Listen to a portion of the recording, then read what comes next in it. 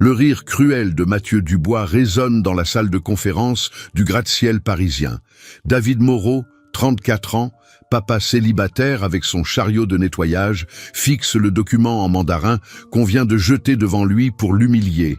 Les cadres ricanent, certains d'avoir trouvé leur divertissement du jour. Mais quand David commence à lire couramment en chinois parfait, traduisant chaque mot de l'accord commercial de 500 millions d'euros, le silence tombe comme un couperet. Ce qu'ils vont découvrir sur cet homme va tout changer. Le 37e étage de la tour Montparnasse brillait sous le soleil de l'après-midi parisien. Dans les salles de réunion en cristal, des dirigeants en costume à 3000 € décidaient du destin d'entreprises et de marchés internationaux. C'était un monde fait de pouvoir, d'arrogance et de mépris pour tout ce qu'ils considéraient comme inférieur.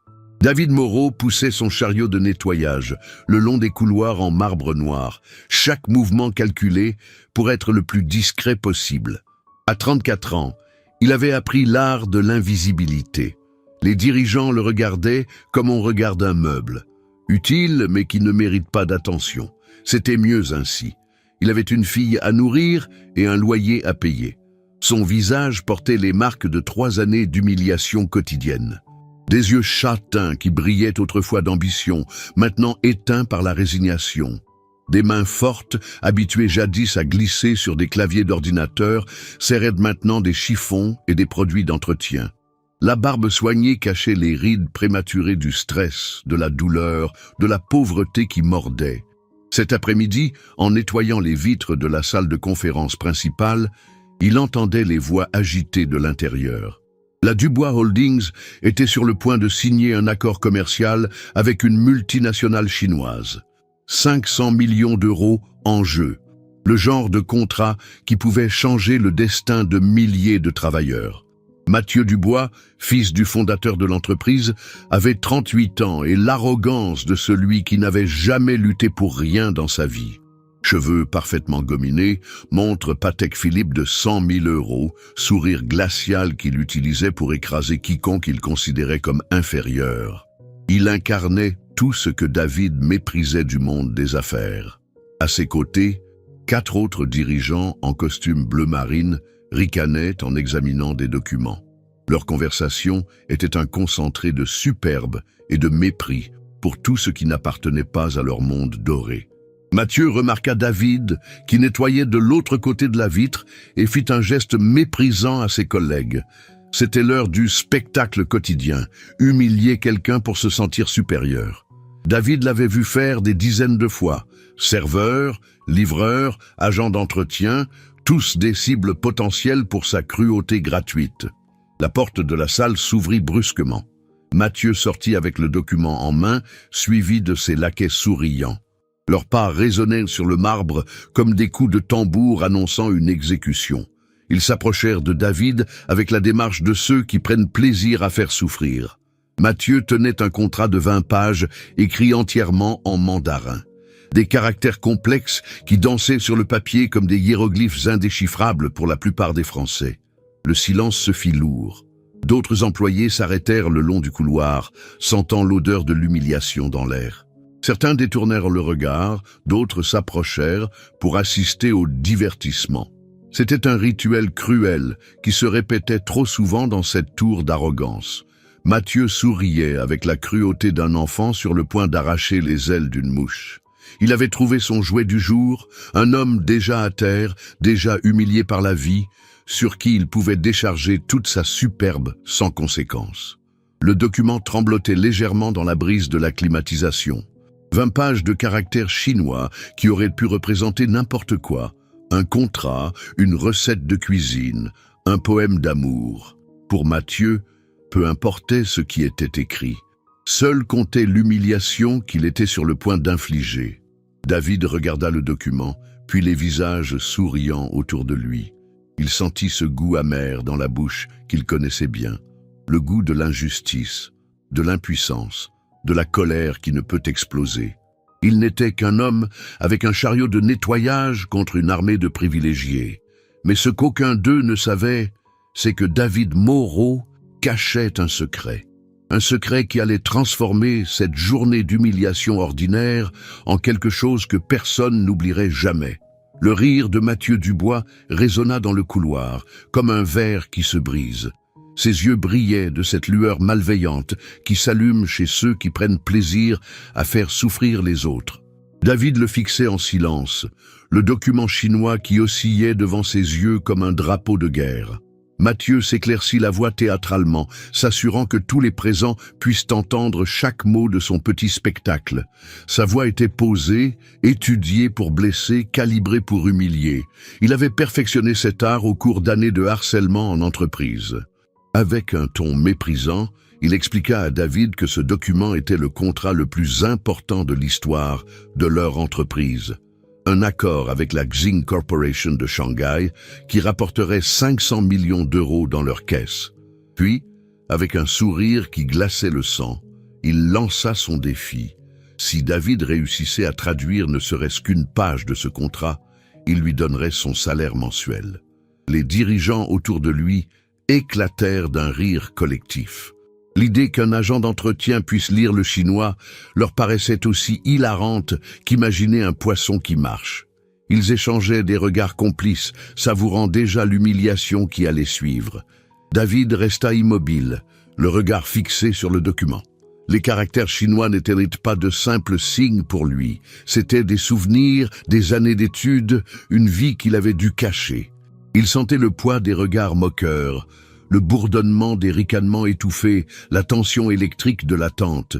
Un des dirigeants, un homme corpulent à la cravate de travers, chuchota quelque chose à l'oreille de Mathieu qui le fit rire encore plus fort. Un autre commença à parier sur le temps qu'il faudrait à David avant d'abandonner. La cruauté du groupe s'alimentait d'elle-même, grandissant comme un incendie. Mais David ne bougea pas. Il continuait à fixer le document avec une intensité qui commençait à mettre mal à l'aise certains.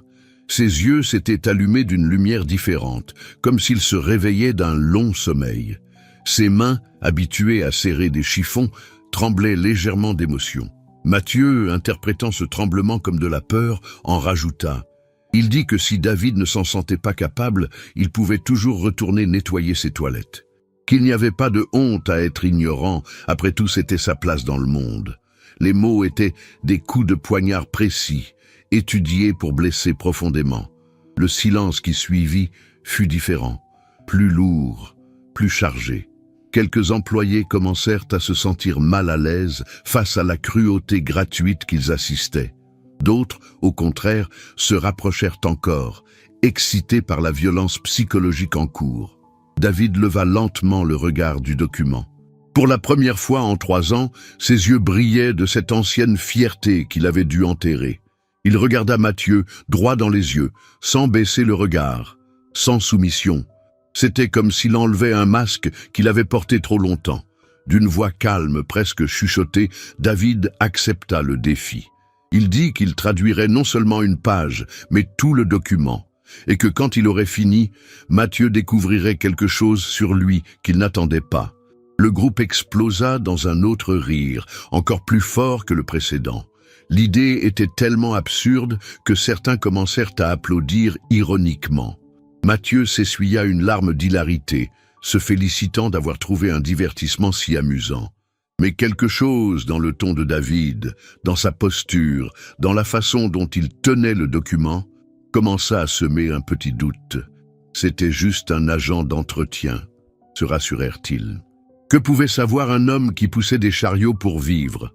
David prit le document d'une main ferme. Il l'observa quelques secondes, comme s'il puisait des forces quelque part au plus profond de son âme.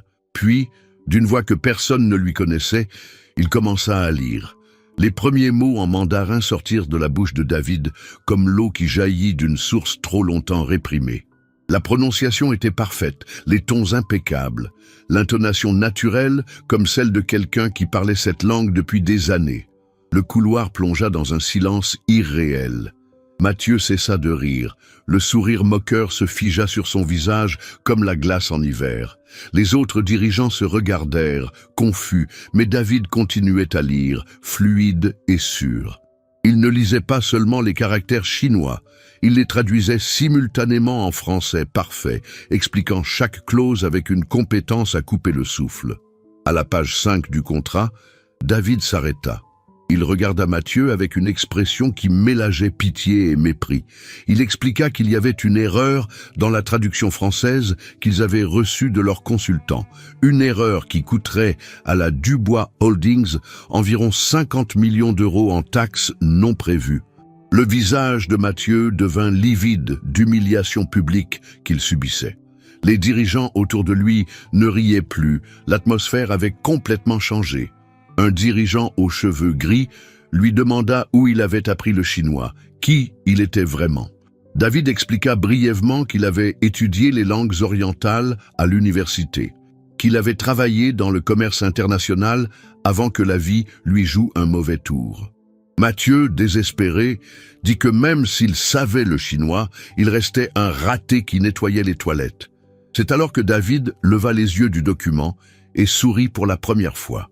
C'était le sourire de celui qui va révéler son dernier atout, de celui qui sait que le jeu va définitivement changer. David posa délicatement le document sur la table en cristal. Le geste fut si naturel qu'un instant il sembla que c'était lui le propriétaire de cette pièce, pas Mathieu. Ses yeux ne montraient plus de soumission, mais une dignité ancienne qu'aucune humiliation n'avait pu effacer. D'une voix calme, il commença à raconter son histoire. David Moreau, tu aimes cette histoire, ma quoi? Laisse un petit like et abonne-toi à la chaîne. Maintenant, reprenons la vidéo. avait une licence mention très bien en langues orientales à la Sorbonne. Il parlait 7 langues et jusqu'à 4 ans plus tôt dirigeait le département asiatique de Rossini Import-Export. Il était l'auteur des Dragons orientaux, le texte qui avait révolutionné l'approche française du business asiatique. 4 ans plus tôt, il avait découvert que Rossini utilisait ses compétences pour importer illégalement des marchandises de Chine. Quand il avait menacé de tout dénoncer, il avait été licencié et mis sur liste noire. Sa femme les avait quittés, emportant la moitié de leurs économies. Il était resté seul avec sa fille Emma et la détermination de ne pas la faire souffrir. Il avait accepté le travail de nettoyage parce qu'Emma devait manger et aller à l'école. Il avait endossé le masque de l'invisibilité, acceptant les humiliations quotidiennes pour garantir un avenir à sa fille. Mais chaque soir, il continuait d'étudier, maintenant vivant de ses compétences pour le bon moment. Le dirigeant aux cheveux gris se passa une main sur le front, incrédule. Il expliqua aux autres que le livre de David était considéré comme la Bible du commerce avec l'Asie, que l'homme qu'il venait d'humilier était une légende dans leur secteur. Mathieu regarda autour de lui désespérément, mais les visages ne montraient que gêne et respect pour David. C'est alors que David fit son coup final. Il sourit et dit qu'il avait une proposition à faire, une proposition qui allait tout changer. David se leva lentement, sa silhouette semblant grandir tandis qu'il parlait. Il n'était plus l'homme courbé qui poussait des chariots, mais le professionnel qui avait dominé des salles de réunion internationales. Ses gestes étaient mesurés, sa voix assurée, son regard pénétrant de celui qui avait repris le contrôle de la situation. Il expliqua que durant ses 3 années comme agent d'entretien dans la tour Montparnasse, il avait entendu bien plus qu'il n'imaginait. Les bureaux ont des oreilles et les hommes invisibles entendent tout. Il connaissait leurs erreurs stratégiques, les opportunités manquées, les contrats mal négociés avec les partenaires asiatiques. Le contrat avec Sing Corporation qu'il s'apprêtait à signer n'était que le dernier d'une série d'accords mal structurés. David avait calculé qu'en 2 ans, Dubois Holdings avait perdu environ 200 millions d'euros de profits manqués sur le marché asiatique par incompétence et manque de connaissances culturelles. Mathieu tenta d'objecter, mais sa voix sortit étranglée, privée de l'assurance arrogante d'avant. Les autres dirigeants le regardaient avec un mélange de désapprobation et d'embarras. Leur prince héritier faisait piètre figure devant un employé de ménage. David sortit de son chariot une tablette qu'il utilisait pendant ses pauses pour étudier. En quelques touches, il montra des graphiques et analyses sur les marchés asiatiques qu'il avait préparés les derniers mois, travaillant la nuit dans son petit appartement. Les projections étaient impressionnantes. Avec les bonnes stratégies et partenariats, Dubois Holdings pouvait tripler ses revenus asiatiques en 2 ans. Mais il fallait quelqu'un qui connaisse vraiment ses marchés, qui parle les langues, qui comprenne les cultures. Quelqu'un comme lui. Le dirigeant aux cheveux gris s'approcha, intéressé. Il demanda à David s'il était disposé à oublier l'humiliation subie et à travailler avec eux comme consultant. L'offre était alléchante, 100 000 € par an, plus des pourcentages sur les profits générés. David sourit et secoua la tête. Il dit que leur offre était généreuse, mais insuffisante. Pas pour l'argent, mais pour le principe. Il ne pouvait travailler pour une entreprise qui permettait à ses dirigeants d'humilier systématiquement les employés plus faibles. C'est alors que David révéla son vrai plan. Durant ces années de nettoyage, il n'avait pas seulement observé et étudié. Il avait aussi pris contact. Les dirigeants de Xing Corporation le connaissaient et le respectaient depuis l'époque de Rossini Import-Export. Et ce matin, il avait reçu un appel très intéressant. Xing Corporation lui avait proposé de devenir leur représentant exclusif en France. Pas comme employé, mais comme partenaire. Il voulait qu'il ouvre sa propre entreprise de conseil avec eux comme premier et plus important client. Un contrat de 10 millions d'euros pour les 2 premières années. Le silence qui suivit fut assourdissant. Mathieu pâlit en comprenant les implications. Si David acceptait, il deviendrait leur principal concurrent sur le marché asiatique. Et avec ses compétences, il pourrait facilement leur voler tous leurs clients. David expliqua qu'il avait déjà accepté l'offre de Xing. Le lundi suivant, il donnerait sa démission et commencerait sa nouvelle vie. Mais d'abord, il voulait rendre un dernier service à Dubois Holdings, corriger gratuitement le contrat qu'il s'apprêtait à signer, pour éviter qu'ils perdent 50 millions de plus. Il ne le faisait pas pour eux, mais pour les 200 employés honnêtes de l'entreprise qui risquaient leur emploi à cause de l'incompétence de leurs dirigeants. Des gens comme lui qui avaient des familles à nourrir et ne méritaient pas de payer pour les erreurs d'autrui. Pendant qu'il corrigeait le contrat avec une précision chirurgicale, David regarda Mathieu dans les yeux et lui dit quelque chose que le jeune héritier n'oublierait jamais, que le vrai pouvoir ne vient pas de l'argent hérité ou des titres, mais de la compétence, du respect et de la capacité à se relever chaque fois qu'on tombe. 2 ans s'étaient écoulés depuis cet après-midi qui avait tout changé. Le bureau de David au 20e étage d'un élégant immeuble de la Défense n'avait rien de l'ostentation de la tour Montparnasse.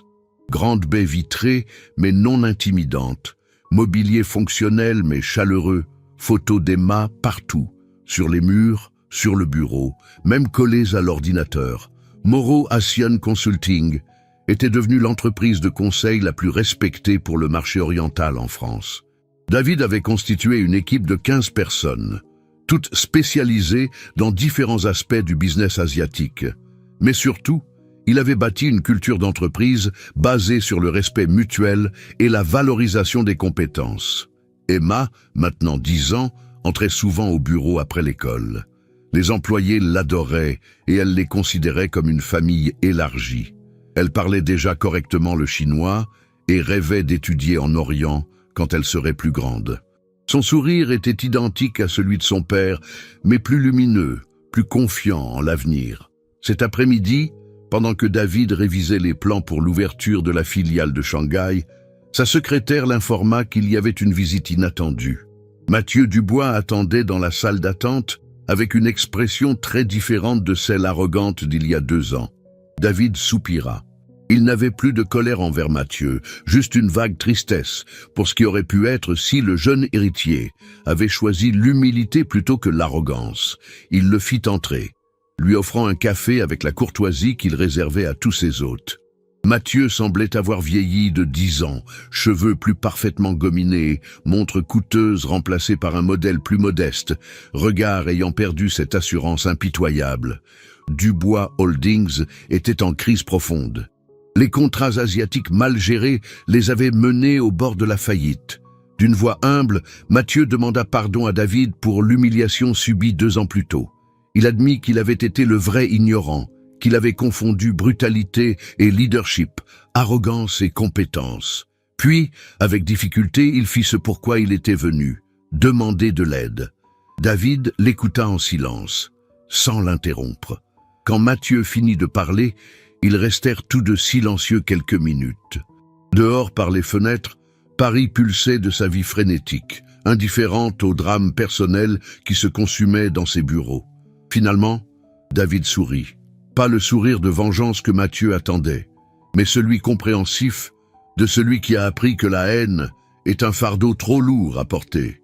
Il lui expliqua que son entreprise ne sauvait pas les concurrents, mais formait les personnes.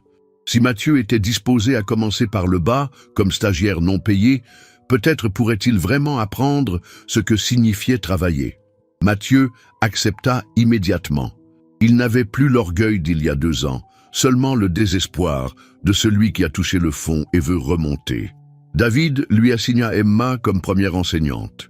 Sa fille de 10 ans lui enseignerait les bases du chinois pendant qu'il apprenait l'humilité.